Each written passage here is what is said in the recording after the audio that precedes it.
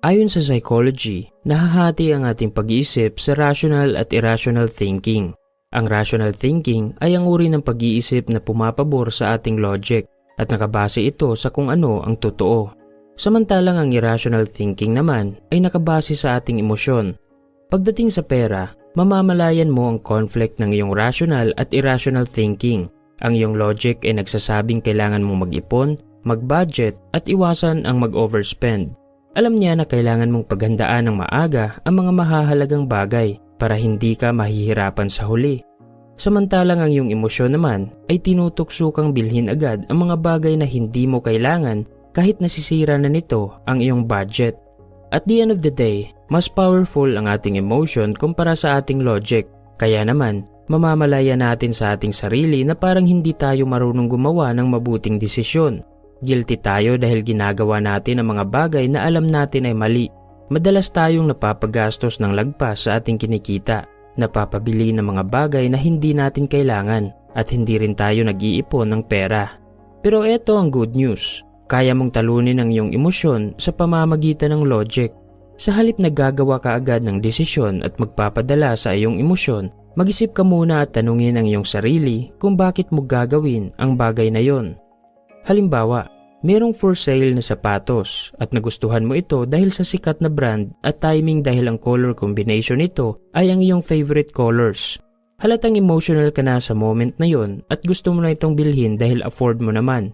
Pero bago ka mag-decide na bilhin agad ang item, huminto ka muna at tanungin ang iyong sarili kung kailangan mo ba talaga ang sapatos na yon. Siguro ay marami ka pang sapatos na bago at hindi rin nalalayo ang itsura. O baka naman meron ka pang ibang mapaggagamitan ng pera. Kapag tinanong mo ang iyong emosyon gamit ang iyong logic, napapahinto mo ang excitement nito at malaki ang chance na susundin mo ang iyong logic sa huli. Ito ang problema ng karamihan sa panahon natin ngayon. Dahil sa dami ng mapagpipilian, hindi na tayo satisfied sa mga simple at konting bagay. Gusto nating ma-experience agad ang ganito, gusto nating bilhin ng ganyan, at late na nating namamalayan na napapagastos na pala tayo ng lagpas sa ating income. Kaya naman sa video natin ngayon, ating tatalakayin ang overspending, kung bakit ito masama, ano ang dahilan kung bakit ito nangyayari, at bibigyan na rin kita ng 3 tips kung paano mo ito maiiwasan. Part 1. Ang 4 na dahilan kung bakit tayo napapagastos ng sobra. Unang dahilan kung bakit napapagastos tayo ng lagpas sa ating income, ito ay dahil hindi natin alam ang ating goal sa pera at ang halaga ng ating oras. Kung nagtatrabaho ka lang para may magagastos, siguro ay kailangan mo nang alamin ang halaga ng iyong oras at kailangan mo ring i-consider na magtabi para sa iyong kinabukasan.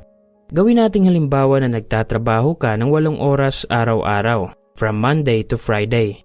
At sa bawat oras ng iyong pagtatrabaho ay kumikita ka ng 100 pesos. Subali ang iyong income araw-araw ay 800 pesos, 4,000 pesos naman sa loob ng 1 linggo at 16,000 pesos naman ang kikitain mo sa loob ng 1 buwan. Ang total na oras na inilaan mo naman sa pagtatrabaho ay 160 hours. So kung iisipin mo, kapag ginastos mo lahat ng iyong income buwan-buwan at hindi ka nagtira, masasabi nating hindi mo alam ang mabuting purpose ng iyong pera, kung saan mo ito dapat gamitin o hindi mo masyadong pinapahalagahan ang iyong oras. Ang hindi maganda rito ay kapag nangyayari ito sa iyo buwan-buwan, yung cycle na nagtatrabaho ka, kumikita ng pera, ginastos lahat at balik ulit sa pagtatrabaho. Yung nagtatrabaho ka lang para mag-survive at hindi mo iniisip kung paano magkaroon ng financial freedom. Normal lang na makakaranas ka ng ganito, lalong-lalo na kung nagsisimula ka pa lang at hindi pa masyadong malaki ang iyong kinikita. Pero imagine kung ganito ang mangyayari sa iyo sa susunod na 10 taon. Yung kahit malaki na ang iyong sahod ay wala ka pa ring naitatabing pera. Payag ka bang mangyari ito sa iyo? Kaya sa halip na gagastusin mo lahat ng iyong kinikita, gusto kong gawin mo simula ngayon ay isipin mo ang halaga ng iyong oras. Gawin mong goal na ang unang 2 oras ng iyong pagtatrabaho ay para sa iyo at ang susunod na 6 na oras naman ay para sa iyong bills o mga pangangailangan.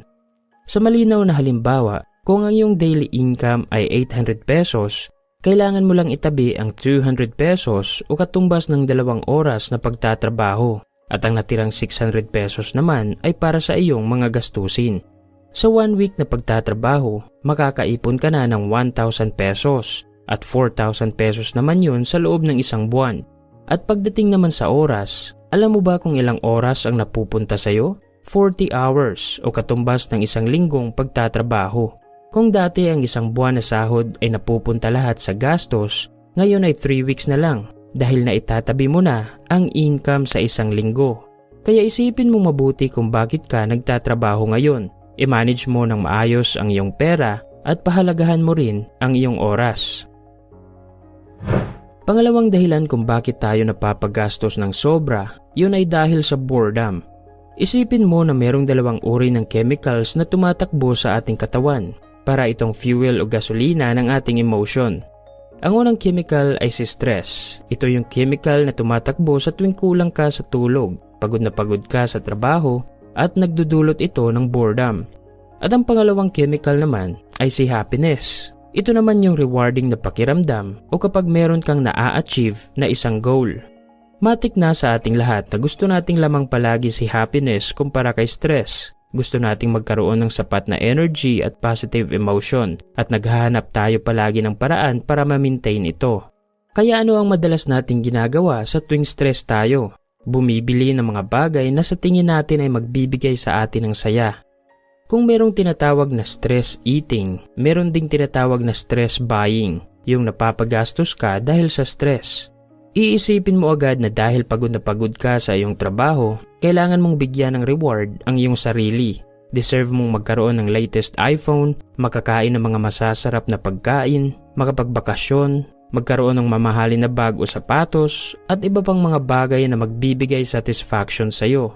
Wala namang masama kung bibigyan mo ng reward ang iyong sarili as long as hindi mo nagagastos lahat ng iyong income para dito. Pangatlong dahilan kung bakit tayo nag-o-overspend, ito ay dahil sa ating insecurities. Siguro ay familiar ka na sa quote na we buy things we don't need with money we don't have to impress people we don't like. At totoo ito sa karamihan. Napapagastos sila dahil sa kagustuhang magpa-impress o gusto ring makisabay sa uso. Kapag merong cellphone ng kanyang kaibigan, maghahanap din siya ng paraan para makabili ng bago kahit 6 months old pa ang kanyang cellphone at hindi pa ito nalalayo sa latest model.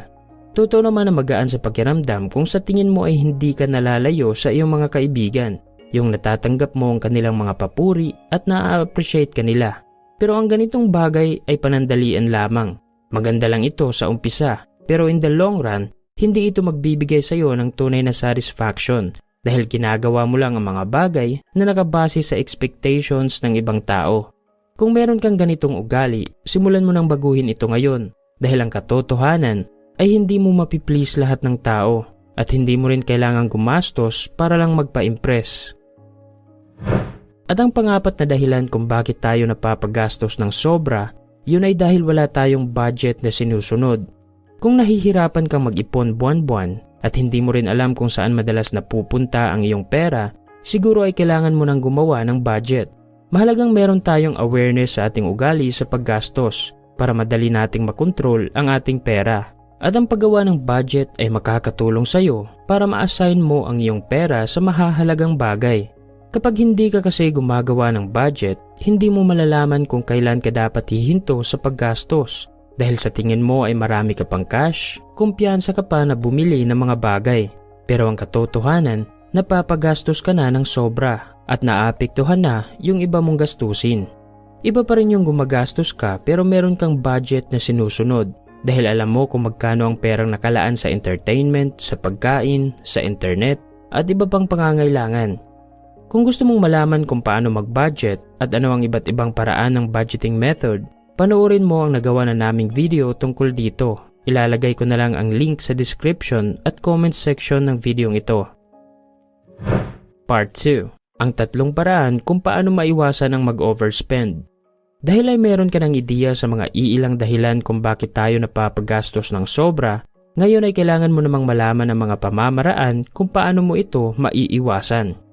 Unang paraan ay mag-develop ka ng good money habits.